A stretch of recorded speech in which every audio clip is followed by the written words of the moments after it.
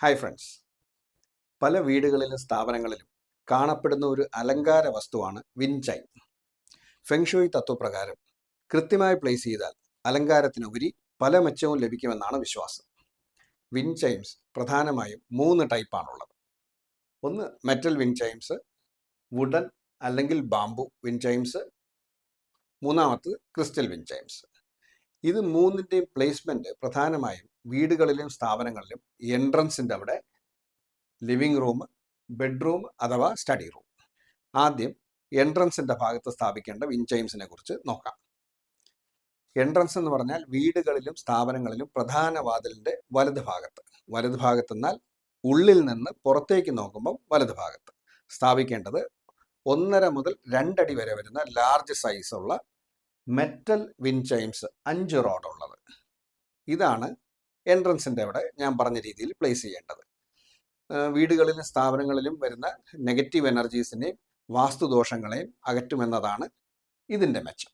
അടുത്തതായി ലിവിംഗ് റൂമിൽ ഒരു 1 മുതൽ 1.5 അടി വരെ സൈസ് വരുന്ന വുഡൻ അല്ലെങ്കിൽ ബാംബു 7 റോഡുള്ള വിൻഡ് ചൈംസ് ആണ് ലിവിംഗ് റൂമിൽ സ്ഥാപിക്കേണ്ടത്.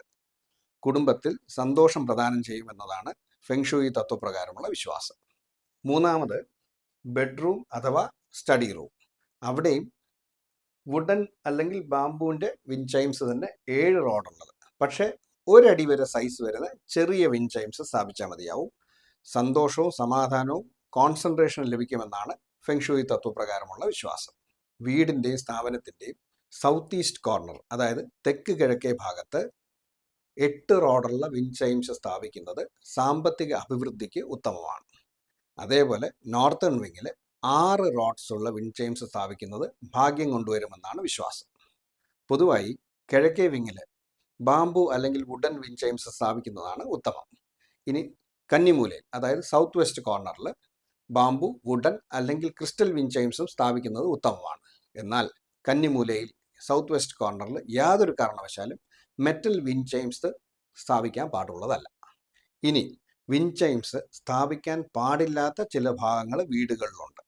അടുക്കള, വാഷ്റൂം ഏരിയാസ്, ശക്തമായി കാറ്റ് വീശുന്ന ഭാഗം, അതേപോലെ ചുവരിനോട് ചേർന്ന്, അതായത് ചുവരിൽ തട്ടുന്ന രീതിയിൽ വിൻഡ് ചൈംസ് സ്ഥാപിക്കാൻ പാടില്ല. ഇനി മാസത്തിലൊരിക്കലെങ്കിലും വിൻഡ് ചൈംസ് ക്ലീൻ ചെയ്യണം. അതിൽ പൊടിയോ അഴുക്കോ അടിഞ്ഞുകൂടാൻ പാടില്ല. പിന്നെ പൊട്ടലോ തുരുമ്പോ നമ്മൾ കണ്ടാൽ വിൻഡ് ചൈംസ് മാറ്റി സ്ഥാപിക്കണം. ഇത്രയൊക്കെയാണ് വിൻഡ് ചൈംസിനെ കുറിച്ച് ഞാൻ മനസ്സിലാക്കിയ തത്വങ്ങൾ. വീഡിയോ ഇഷ്ടപ്പെട്ടെങ്കിൽ please like, share and subscribe.